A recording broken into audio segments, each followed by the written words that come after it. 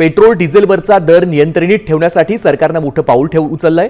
Petrol आणि डिझेलवरील उत्पादन शुल्कात मोठी कपात करण्यात आली आहे। इंधनाची किंमत कमी करून वाढत्या महागाईवर नियंत्रण मिळवणं हा या निर्णयामागचा उद्देश आहे। यामुळे माल वाहतुकीचे खर्च कमी होऊन सर्वसामान्यांना मोठा दिलासा मिळणार आहे। या निर्णयाचं मुख्यमंत्री देवेंद्र फडणवीस यांनी स्वागत केलं असून पंतप्रधान नरेंद्र मोदी यांचे आभार मानलेत।